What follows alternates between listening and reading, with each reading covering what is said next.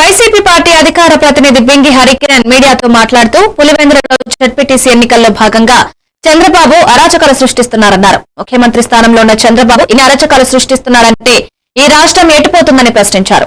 ఈ రాష్ట్రంలో ప్రజాస్వామ్యం ఉందా అని బింగి హరికిరణ్ రెడ్డి ఆరోపించారు.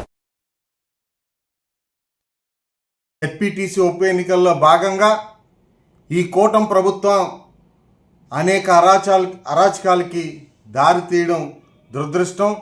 దాన్ని మేము తీవ్రంగా ఖండిస్తూ ఉన్నాం.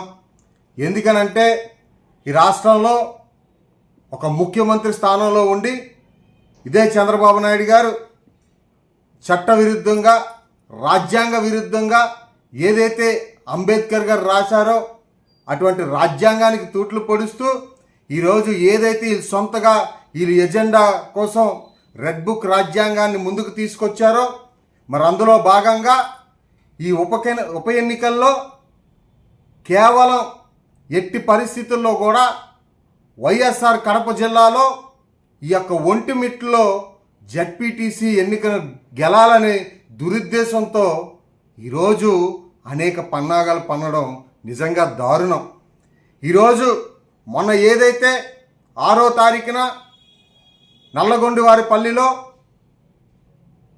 అక్కడున్నటువంటి ఓట్లు వేయరు, మేము రిగ్గింగ్ చేసుకోవచ్చు, తద్వారా మేము గెలుస్తామనే దురుద్దేశంతో ఈ యొక్క కూటమి ప్రభుత్వం ఇటువంటి పన్నాగాలు పండి ఇటువంటి పన్నాగాలు దారితీస్తాం తప్ప ఇంకోటి కాదు అని చెప్పి ఈ సందర్భంగా తెలియజేస్తూ ఉన్నాం.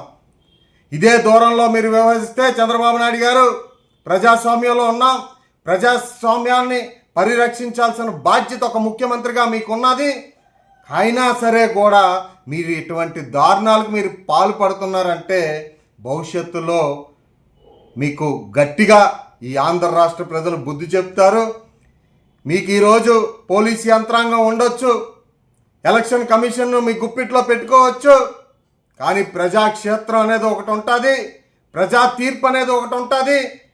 ఆ తీర్పులో మీరు అట్టడుగు స్థాయికి వెళ్ళడం ఖాయం. ప్రజలు మిమ్మల్ని తొంగలో తొక్కే పరిస్థితి అతి దగ్గరలో ఉందని చెప్పి ఈ సందర్భంగా ఈ యొక్క కూటమి ప్రభుత్వం జడ్పీటీసీ ఉప ఎన్నికల్లో భాగంగా ఈ కూటమి ప్రభుత్వం అనేక అరాచకాలకి దారి తీయడం దురదృష్టం.